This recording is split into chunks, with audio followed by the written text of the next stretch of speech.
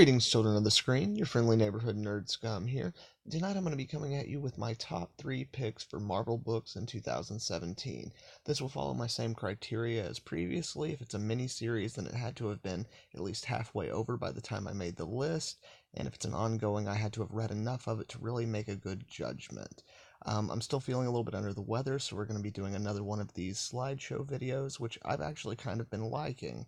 I don't have to set up the lights, y'all don't have to look at my stupid face, but let me know what you guys think, if y'all prefer the slideshow videos or the way that I used to do things. And if y'all like these, I'll keep doing some more of them, because they're pretty cool. Anyway, guys, there's one other thing I wanted to let you know in case you didn't catch my news video last night.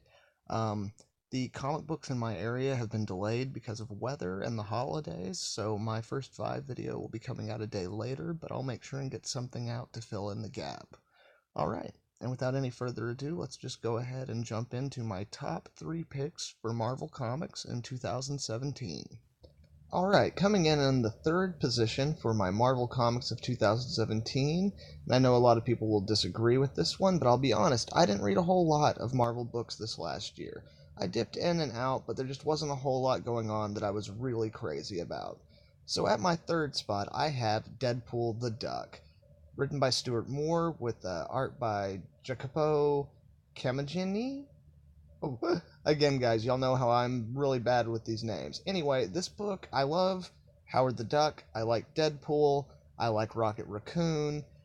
This book was just a lot of fun. Sometimes when I go into comics, I want to see characters that I love have great character development and great action, and sometimes I do just want something silly that has some great action and some good laughs. And surprisingly, out of most of the Deadpool books I read in 2017, this one was the one that I enjoyed the most. And again, I don't know if that's because of the combination of the other characters I like, or the fact that the artwork style, which is very similar to a lot of the other artwork going on in Marvel Comics, just seemed more suited to this character and to this story. Either way, I really enjoyed it, and that is why it makes the number 3 slot on my list. Coming in the second position, I have Amazing Spider-Man Renew Your Vows, written by Jerry Conway, who has done a whole slew of Amazing Spider-Man, not just the Amazing Spider-Man, but just great, fantastic Spider-Man stories, as well as having the distinguished honor of being the first writer to ever write a DC Marvel crossover with Superman versus Spider-Man back in, I think, 1975, maybe 1976. Anyway, he's got a long storied history with Spider-Man, and this book, volumes 1 and 2, are just freaking awesome, written by him with art by Ryan Stegman and Nathan Stockman. Like, this book was awesome for all those of you who hated One More Day, or just, even if you didn't hate One More Day, but you still kind of would like to see what it would be like if Pete and MJ had stayed together and had become, like, a crime-fighting super team, in kind of like in the same vein as like the Incredibles or the Fantastic Four with their kids and stuff. Anyway, the art has been fantastic. The story in Volume 1 and 2 have been really awesome. Since Legacy started, it's been a little bit iffy, but again, that's in the new year now, so that doesn't even count. These first 2 volumes were fantastic. If you love Spider-Man, if you love old school Spider-Man when he was with Mary Jane, and you want to see what it'd be like for him to be a dad and be a hero, definitely go and check this book out. It's definitely been my favorite Spider-Man book of 2017. Right on, guys, and coming in at number 1 for me, my number 1 favorite book from Marvel in 2017, and if you've been watching my videos, you know absolutely what book this is.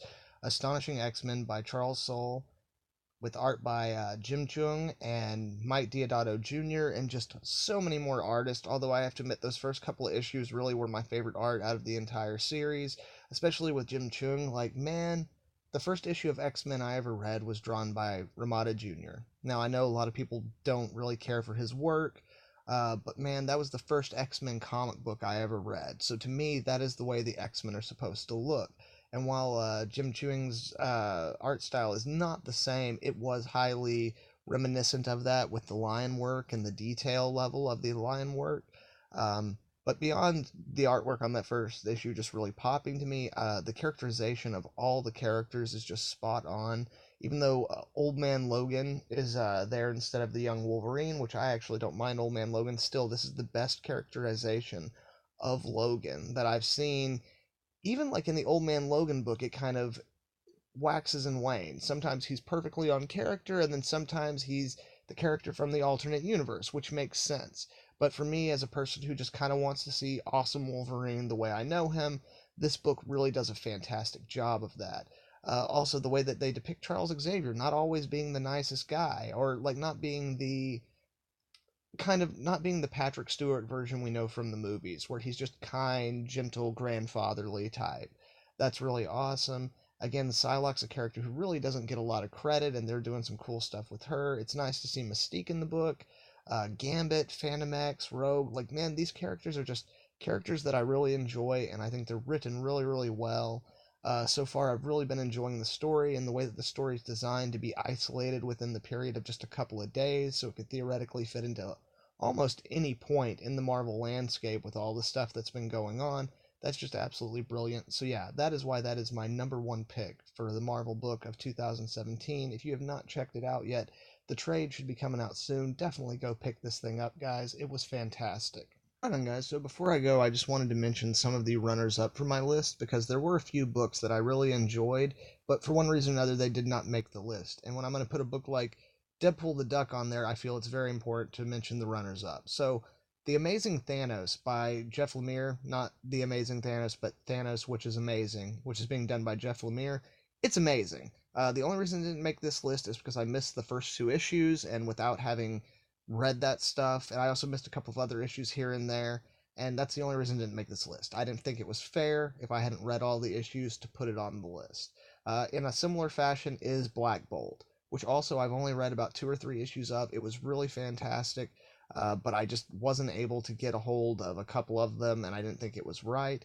And finally, on my runner-up list, I've got Cable, which has been done by several different writers and artists since they started doing it again, and I've really enjoyed it, but it's a cool, fun, good, solid Cable book with time travel back to the Wild West and all kinds of different places, to Aztec times. Like, it was really, really fun, but it wasn't fantastic, and it was still a little hit or miss here and there. So that's the main reason that didn't make the list. That was my top 3 Marvel comics of 2017. Did you guys read any of these titles? Did you like them? Did you hate them? Let me know down in the comments. And if you like this video, make sure and give it a like and share it with some friends. If you're not signed up for subscription, go ahead and do that so that you can check out all the awesome content I'm going to have coming out here in the future. As always, guys, thank you very, very much for watching. Hope you all have a good one. Nerd Scum, out.